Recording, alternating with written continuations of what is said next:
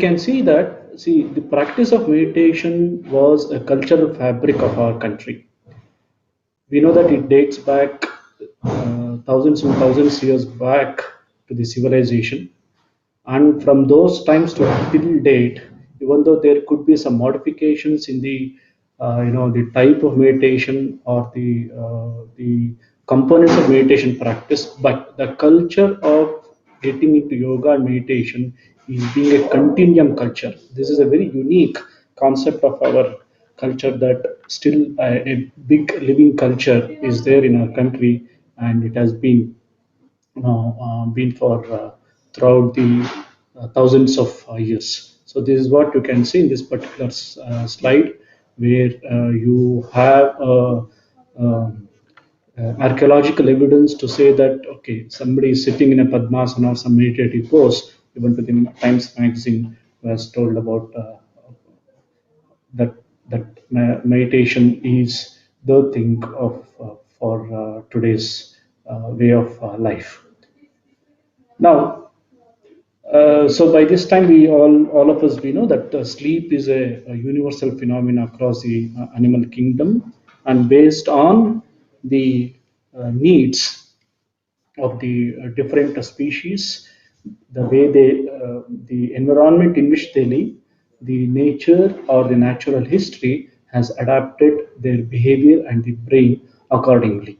Some where both the hemispheres get into sleep, in some of them the unihemispheric sleep will be there. It all depends on the evolutionary perspective that we are going to sleep. But when it comes to the mammals and including the human beings, right, the definition of sleep is already being told. But according to a behavioral definition, supine position is being considered as one of the component of a mammalian sleep. But the issue is there any difference in the meditation and sleep? If you look at some of the literature where the yoga studies or the meditation studies were not so prevalent, maybe a decades back, and you look at the very old literature, so they at that time they used to equate meditation and sleep are very similar. Why? Because if you sleep and if you also do a meditation, right, the basic physiological parameters like your metabolism comes down, it reduces all your cardiovascular respiratory parameters, your sympathetic activity, it comes down, and also there will be fluctuations in the your PMR, both during sleep and also it has been found in the meditation. So earlier literature they told that both sleep and meditation are very similar, but subsequently, in one of the book called Zen and the Brain, James Austin, who has wonderfully written that particular book. So he tells in the book that if the sleep and the meditation are the same, then if the meditation can bring about some changes in the personality, or some changes in say in the behavioral aspects of the personality, then sleep would have been the best mode of intervention for the personality disorders. But if that is not the case, so now we know that meditation and sleep, they are entirely a different phenomena. Both they influences each other. A good meditation practice will influence sleep, and also a good sleep will aid us to have a good meditation practice also. So both are very much, they are linked to each other. Now, so see, this particular slide gives you the overall, bird's eye view. What is the influence of the yoga practice across the various physiological, psychological, outcome variables? What could be the mechanism in between?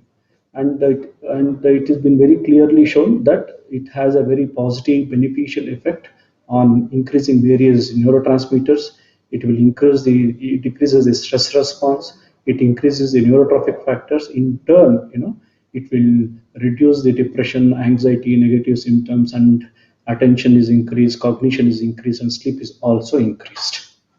But among all these things, sleep is very unique, because sleep, as such, we know it is not a unitary state. It is a heterogeneous state where we have an alterations of NREM sleep and REM sleep. In every cycle between NREM sleep and that of a REM sleep, all our homeostatic factors, especially the cardiovascular, hormonal, and respiratory factors, they change. So you have this cyclical change over the chain of between sympathetic parasympathetic. In sympathetic parasympathetic, that shift is going to happen throughout the night, and this particular shift that happens throughout the night, no doubt it gives some say some bit of throw a challenge to the whole system to maintain the homeostasis, but that is the way the nature has devised us to have a proper sleep. So now, what do you mean by a proper sleep? There are two important things when we assess a sleep quality. The sleep quality is assessed by this time. So we know Dr. Gupta had told about this, that we assess by the subjective sleep quality, like Pittsburgh Sleep Quality Index or Ipsos Sleepiness Scale and all those things. And the objective parameter is to assess the whole night polysomnography, which is always a gold standard.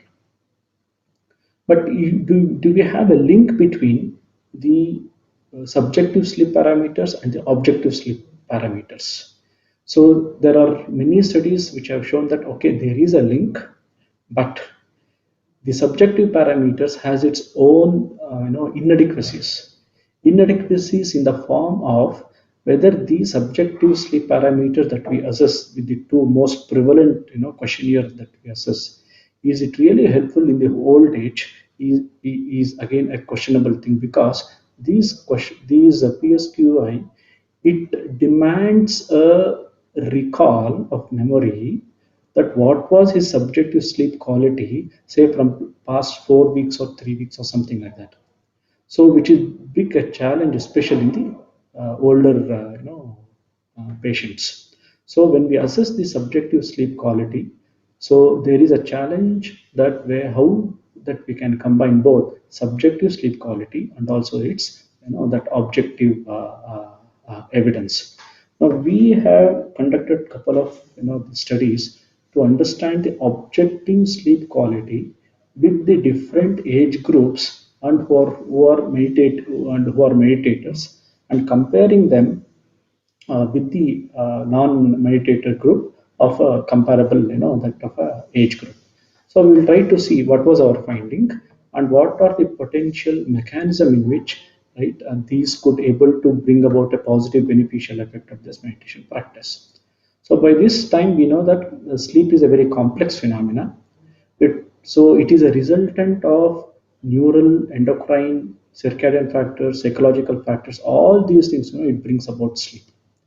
So today, because of our the faulty lifestyle or the demanding occupational demands, all these four important factors which regulate sleep, so is been very disorganized. So except for the certain aspects of the neural regulation. So that's why we see there is a big increase in the functional sleep disorders, especially with that of insomnia and all those things. Now, so we know that what the if you look at the sleep architecture, so we have this NREM sleep and REM sleep. It goes in a cyclical manner. In a normal, healthy, individuals, so we can see that your NREM sleep in the first half of the night is more, and this black arrow which tells about the REM sleep. As the night increases, our REM sleep is goes on increasing, and we have these sleep cycles. Now, to have an objective evidence that a person has a very good sleep, so these three important factors are very important. Number one, at least you should have a good slow wave sleep in the first half of the night. That there should be an increase, increasing in the REM sleep as the night progresses, and at least you should have up to 4 to 5 sleep cycles, and there should be less intermittent awakenings in between. These are very major. I'm not telling all the parameters, but the major parameters which tells that okay, a person has a very good sleep quality. But with a normal aging process, now I'm telling about only about the normal aging process, not in any diseased population. What is going to happen as we age? So we can see very clearly here, our deep sleep or the slow wave sleep, it goes on reducing. Sleep becomes more fragmented, and because of the slow wave sleep reduces, sleep becomes more and more fragmented.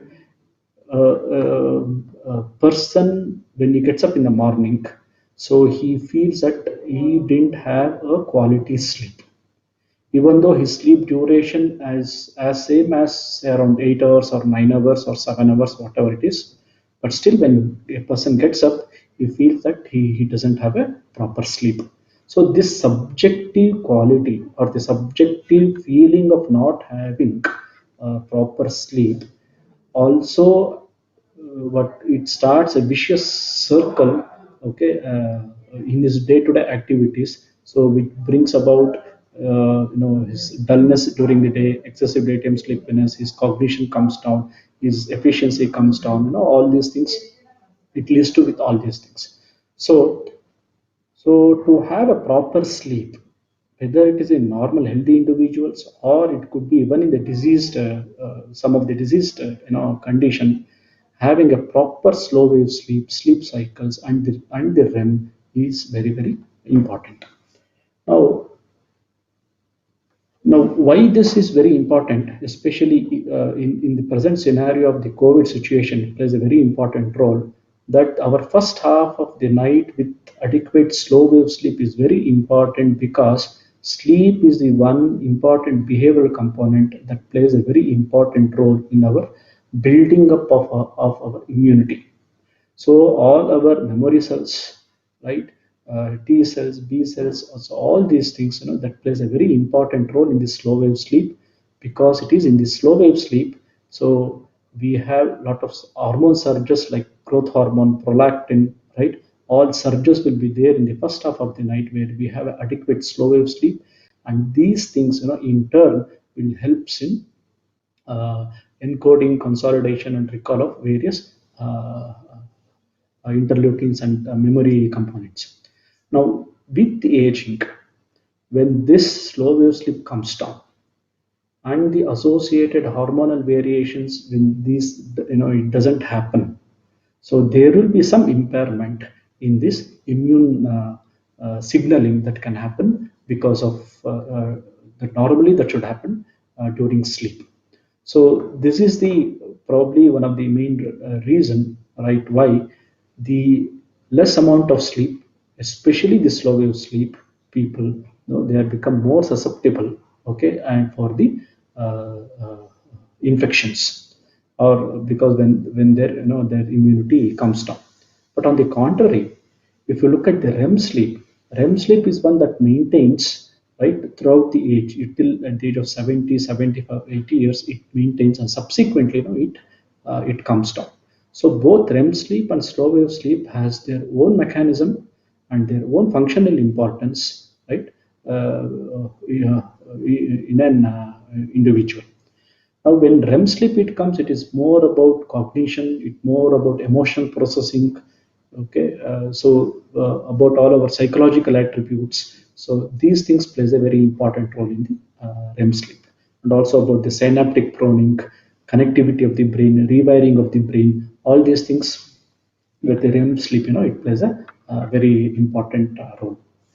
Now, in one of our study, so we have shown that regular meditators, we have taken the Vipassana meditators as a model for this, that healthy meditators could able to retain their slow wave sleep, right, even at the age of 60 years, and even we have the records even after 70 years also people could able to retain their adequate slow wave sleep. But what was the percentage of slow wave sleep that was there in the meditators? It was like that of a healthy, young age controls.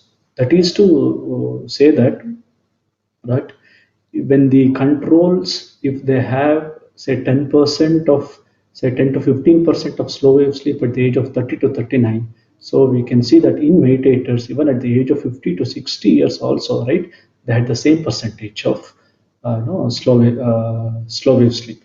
So that is to say that a regular practice of meditation technique, it could be like any meditation technique. We have no clue about it, but in our case, it's a vipassana meditation technique. There is a retention of slow wave sleep. That is to say that it defy the age associated changes, normal age associated changes that can take place during sleep. And also, we have also shown that in all the three age groups, the REM sleep is also more. So increase in slow wave sleep or the retaining of slow wave sleep and increase in REM sleep is one of the very a trait characteristic, right, of a long-term meditation, this practice. Now, why does this happen? One of the probable mechanisms. So earlier, one of my slides showed that you have four important factors that play an important role in sleep. Right. So we'll try to understand how a meditation practice can bring about some, changes, underlying mechanism to bring about these changes. So we know there are four components in any of this meditation practice. One is the attention regulation, that we have been asked to tune our mind or to focus either anything. It can be breath or mantra or a deity or whatever it is. And also, when we are practicing, we should be consciously aware of our awareness. It could be internal awareness, body awareness, and at the same time, so we regulate our emotion. So these are the three important psychophysiological practice which has a definite underlying mechanism that is known, that is helps in this meditation, this meditation practice. So we'll try to understand what it is. So the earlier studies have shown that meditation practice, because it is a demanding and a cognitive task, it has its own EEG characteristics like increase in gamma wave, where it synchronizes the whole brain, as a functional unit. And most important is there will be a stronger thalamocortical synchronization and corticocortical synchronization with meditation practice. Now, why this is very important is when I talk to you about the N3 state or the slow wave sleep, the EEG characteristic of a slow wave sleep is a high amplitude and slow waves, that is theta and delta waves. And this is generated in this efficient thalamocortical, the thalamocortical loop. Now, with the normal aging process, it is known that this thalamocortical loop gradually decreases its efficacy. So, so when it decreases its efficacy, generation of slow wave sleep will not be there. Therefore, the deep sleep will not be there. So, because with this regular meditation practice, when these thalamocortical oscillation could able to maintain or sustain their functional network, this will enhance, the development or the generation of or the maintenance of slow waves during sleep. Hence, there will be a preservation of preservation of slow wave sleep even in the older age group. So this is one of the evidence also to show that meditation, as far as sleep is concerned, can also defy the normal age associated, changes. Now, and why this thalamocortical oscillation is also important, because this can vary between the meditation practitioners, whether the meditation is a new meditator or meditation is an experienced meditator. Now it is all our experience that during any when we were introduced for a new meditation technique, it can be meditation technique or in so what yoga nidra technique or whatever it is. Initially, Initially, when we are asked to do for a meditation, maybe in couple of minutes, a person will get into a drowsy state and he will get into a lighter sleep status. Why is this is going to happen is to very the simple logical thing is that this thalamocortical oscillation, it will not be in a position to sustain that wake activity for a longer period of time. So initially we have this drowsiness focus in the meditation practice. As the efficiency or the proficiency in the meditation practice it prolongs and prolongs.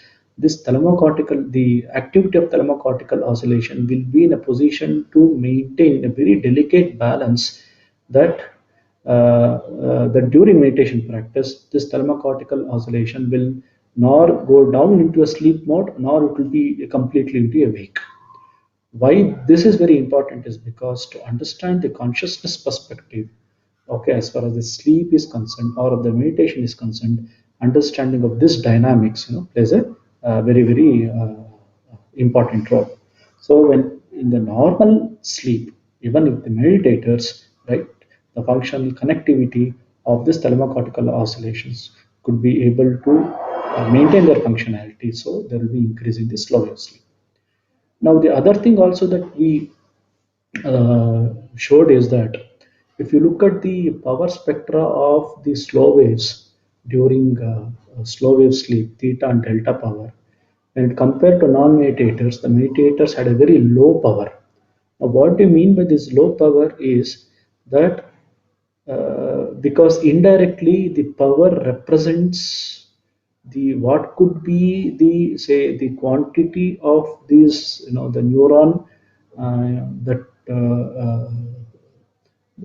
that is needed to bring about this particular behavior or this particular to generate these slow waves.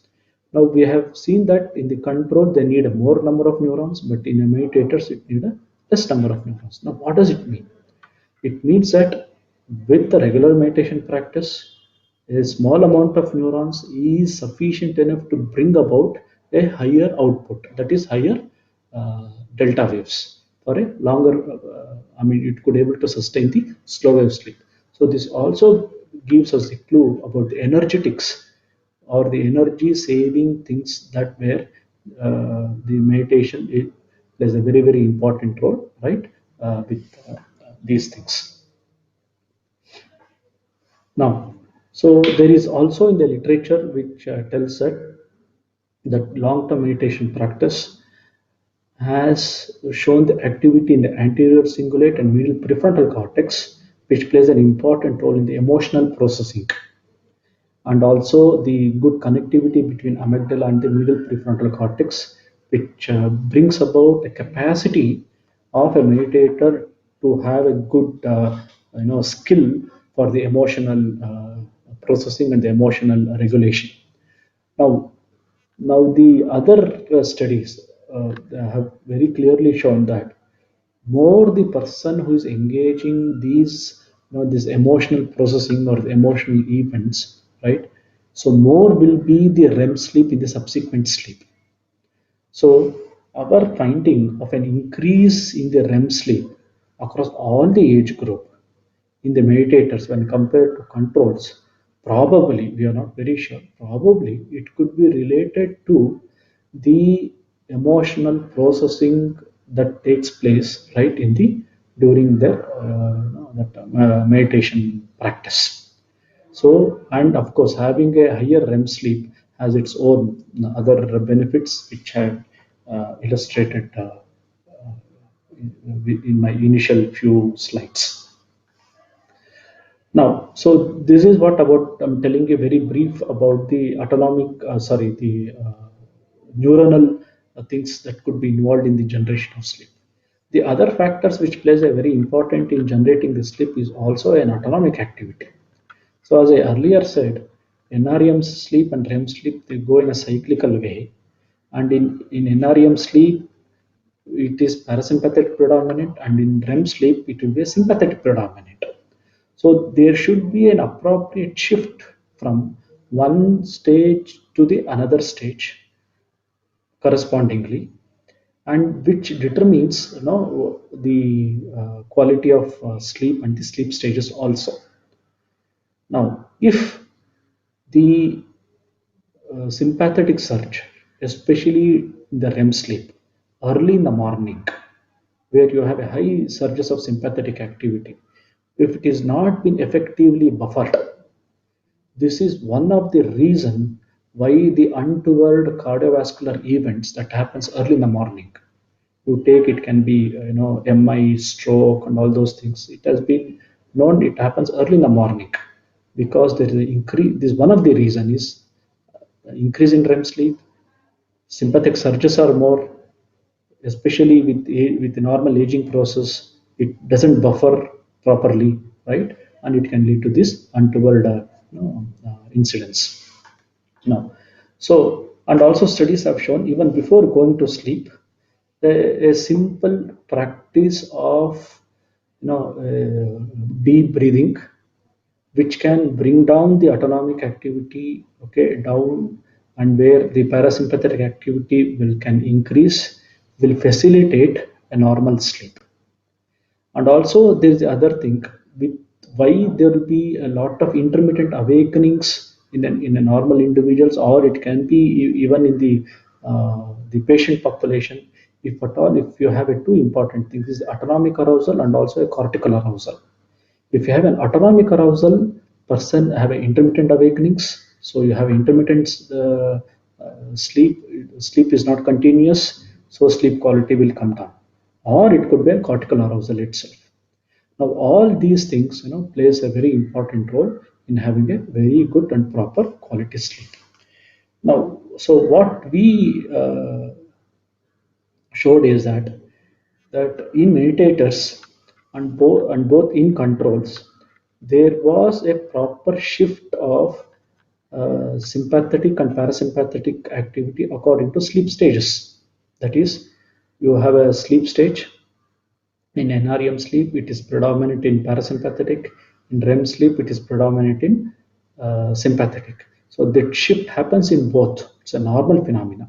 But the uniqueness in among meditators was during REM sleep, especially in the third or fourth, the sleep cycle, when the REM sleep is very high, when there is a high sympathetic surges, it was effectively buffered in meditators, but that effective buffering was not seen in the controls. Now, the effective buffering in meditators of high sympathetic surge will definitely give a lot of clue about the sensitivity of the baroreflex mechanism that has been maintained even in the older age group. Reduction in this baroreflex mechanism is what that determines the failure of buffering the sympathetic surges, which can bring about coronary vasoconstrictions leading to untoward cardiovascular or can be stroke or whatever these incidents. So this appropriate autonomic modulation is also feasible with the meditation practice.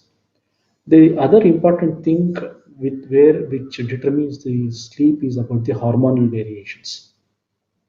So there is one important study that which is a simple deep diaphragmatic breathing. It can increase even the melatonin.